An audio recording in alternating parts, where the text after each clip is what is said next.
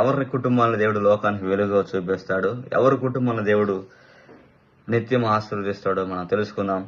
పరిశుద్ధ గ్రంథం నుంచి కీర్తన గ్రంథం 45వ అధ్యాయము 2వ వచనంలో దేవుని మాటలు, నరుల కంటే నీవు అతి సుందరుడవై ఉన్నావు, నీ పెదవుల మీద దయారసం పోయబడి ఉన్నది, కావున దేవుడు నిత్యం నిన్ను ఆశీర్వదించును. ప్రితముడు చెల్లి సహోదరా, ఈ కీర్తన కోరాహు కుమారులు రచించారు. వారు దేవుని గురించి తెలియచేస్తున్నారు. నరుల కంటే అతి సుందరుడు ప్రభు అయిన యేసుక్రీస్తు ప్రభు.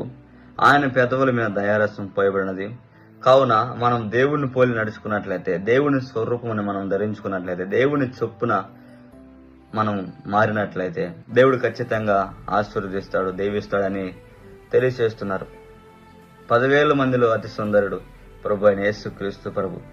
ఆయన పెదవుల దయారసము పోయబడినది. అంటే దయారసం పోయబడినది అంటే, ఆయన పెదవుల మీద దయారసం పోయబడినది అంటే ఏంటి సంబంధం అంటే తెలుసుకుందాం. లోకా సువార్త 4వ అధ్యాయం 22వ వచనములో, అప్పుడు అందరూ ఆయన గురించి సాక్ష్యం ఇస్తూ ఆయన నోటి నుండి వచ్చిన దయగల మాటలకు ఆశ్చర్యపడి, ఈయన యేసోబు కుమారుడు కాడా, ఈయన యేసోబు కుమారుడు కాడా అని ఎంత ఆశ్చర్యము చూడండి. క్రీస్తు నోటి నుంచి వచ్చిన దయగల మాటలకు ఆశ్చర్యపడారంట. ఆయన పెదవిన దయారసం పోయబడి, అంటే దయగలిగిన మాటలు, దయగలిగిన స్వరం ఆయన నోటి నుంచి వస్తుందంట. వాటిని చూసి ఆశ్చర్యపడుతున్నారు. మనుషుల్లో ఇలాంటి దయగలిగిన మాటలు ఉంటాయా? మనుషుల్లో దయగలిగిన స్వరం ఇలా ఉంటుందా అని ఆశ్చర్యం. అంటే అంతకుముందు వారు దయగలిగిన మాటలు చూడలేదు, దయగలిగిన మనిషిని చూడలేదు. కానీ యేసుక్రీస్తు ప్రభు దయగలిగిన మాటలతో వారితో మాట్లాడుతున్నారు. ఆశ్చర్యపడ్డారు. అదే తెలియచేస్తున్నాడు. దయగలిగిన మాటలు, దయగలిగిన మనస్సు, దయగలిగిన హృదయం కలిగి క్రీస్తుకు సాక్ష్యంగా మనం ఉన్నట్లయితే దేవుడు ఆశీర్వదిస్తాడంట, దేవుడు దీవిస్తాడంట, దేవుడు ఉన్నతమైన స్థితికి నడిపిస్తాడంట. ఎలా? ఎవరిని అంటే, ఎవరైతే క్రీస్తు స్వరూపాన్ని ధరించుకున్నారో, అంటే క్రీస్తులోకి మార్చబడి ఉన్నారో, ఎవరైతే క్రీస్తుని పోలి నడుచుకుంటున్నారో, దయగలిగిన మాటలతో దేవుని చెప్పిన వాగ్దానం ప్రకారంగా ఆయన అయందు నిలకడగలిగి, అదే అంటున్నాడు ఆ కీర్తనకారుడు, నరుల కంటే అతి సుందరుడై ఉన్నాడు, ఆయన పెదవుల నుంచి వచ్చిన దయారసం పోయబడినది, ఆయన పోలి నడుచుకునే వారందరూ ఆశీర్వదించబడతారు. కావున దేవుడు నిత్యం నిన్ను ఆశీర్వదించును. కావున అంటే ఎవరైతే క్రీస్తు పోలి నడుచుకుంటారో వారు ఆశీర్వదించబడతారు. పౌలు భక్తుడు అంటున్నాడు కదా, నేను క్రీస్తుని పోలి నడుచుకున్నట్లు మీరు నన్ను పోలి నడుచుకోనని అంటున్నాడు.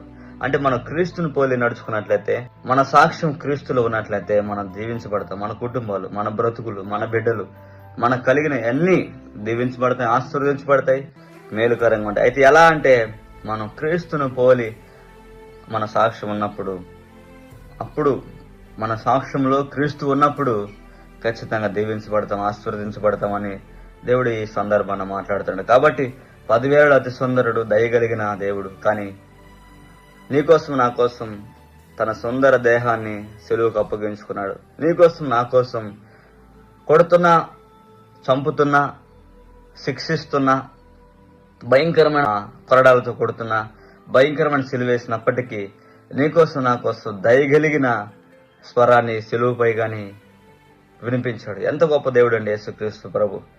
కాబట్టి ఆయన వల్లే మీరు నడుచుకున్నట్లయితే ఆయన ఖచ్చితంగా దీవిస్తాడు, ఆశీర్వదిస్తాడు. అదే కీర్తనకారు తెలియజేస్తున్నాడు. ఎవరైతే క్రీస్తు పోలి ఉంటారో వారు ఆశీర్వదించబడతారు, వారు నిత్యం ఆశీర్వదించబడతారు, వారు నిత్యం వెలిగించబడతారు. కాబట్టి నువ్వు నిత్యం వెలిగించబడాలి, నిత్యం ఆశీర్వదించబడాలి. అయితే ఎలా?